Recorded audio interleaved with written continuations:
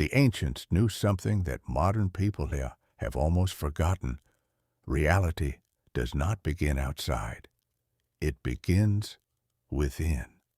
Long before an event appears in the physical world, it first arises on a subtler level, in an invisible space that could be called the etheric blueprint. First comes the intention, then the energetic form, and only after that does it become material. Illness first appears as a distortion in the subtle field, and only later manifests in the body. Money first exists as potential and energy, and only then arrives in your life. Even meeting a person is not accidental. It first exists as a possibility, and only afterward becomes reality. Yet most people try to change only the external. They fight circumstances, fix consequences, move bricks, without realizing that the blueprint itself remains the same. And as a result, the outcome repeats itself. That is why the same patterns keep returning. Similar problems, repeated disappointments, the same inner dead ends. The form changes, but the essence does not, because reality is always assembled based on the inner code already stored within a person. If you imagine the world as a 3D printer, then physical life is already the printed result. Your inner state, your beliefs, emotions, and deep programs is the file being used for printing. And as long as that file stays the same, it is impossible to produce a truly different result. There are 3 ways to live within this system. The first is the state of the pawn. Here, a person lives automatically, reacting to everything that happens. They do not direct their life. They simply respond to circumstances. Everything feels random, the world seems unfair, and events appear external and uncontrollable. The second level is the player. This person begins to understand that thoughts, attention, and inner state have influence. They try practices, techniques, visualizations, affirmations, searching for the right approach. Sometimes it works, sometimes it doesn't. They sense the connection, but don't yet fully understand it. And the third level is the creator. In this state, a person stops fighting consequences and starts working with the cause, not with outer forms, but with the inner source, not with the reflection, but with what creates the reflection. The creator understands. The world is neither hostile nor random. It is neutral. It simply reflects with precision what a person carries on a deep internal level, not words, not desires, not a mask, but the true inner state.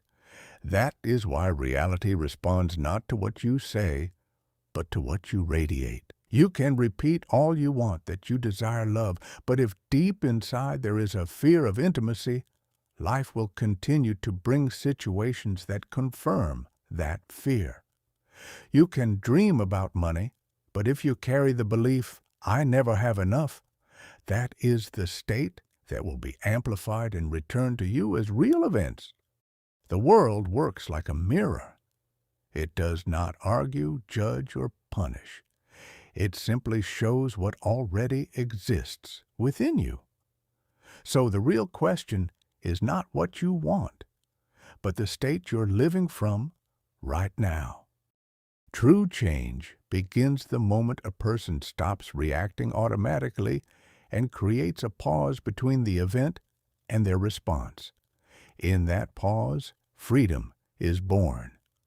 That is where you gain the ability not to repeat the old program, but to choose a new state. This point can be called the 0 point, a space of silence where the old scenario loses its power and a new one can begin. It is a place of inner choice, a place where you are no longer a prisoner of your habitual reactions. When a person enters this inner stillness, They stop acting from fear, resentment, lack, or pain.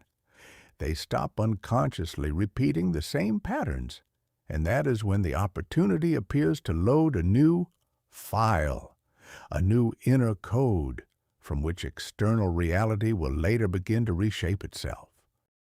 But it's not enough to simply think positively. What matters is changing your actual state, because your state is the signal you are constantly sending out into the world. You can imagine that each of us is like a radio station. We are always broadcasting, even when we are silent, even when we are not trying. Our feelings, beliefs, reactions, and expectations all become a signal, and life picks up that signal, amplifies it, and returns it to us in the form of circumstances. There is an important principle here. Whatever you focus on gets amplified. If you constantly focus on lack, you strengthen lack. If you fight illness, you remain inside the energy of illness. If you fear loneliness, you continue to radiate it. The Creator acts differently. They do not fight the old state. They create a new one. Not, I don't want poverty, but I choose abundance. Not, I don't want pain, but I choose wholeness. This is not just wordplay. It is a shift in inner frequency. And the longer a person maintains this new state, the more their reality begins to change. At first, subtly, through coincidences, ideas, unexpected encounters. Then more clearly, through events, opportunities, decisions, and real transformation. There is one more key: desires. Not all desires are random. Some are not impulses of the mind, but signals from a version of you that already exists as a possibility. Your future self, calling you toward a life where you have already become who you truly are. That is why a deep, genuine desire is not just a dream. It is direction, a calling, a thread you can follow upward. When a person stops dismissing their true desires and begins to see them as guidance, they stop building life blindly, they stop trying to invent themselves, and begin remembering who they can be. And this is the essence of the practice, not forcing reality to obey, but entering a state in which a new reality becomes a natural extension of you. When the inner blueprint changes, the outer world inevitably begins to reorganize around it, because what changes first is always invisible, and only afterward visible.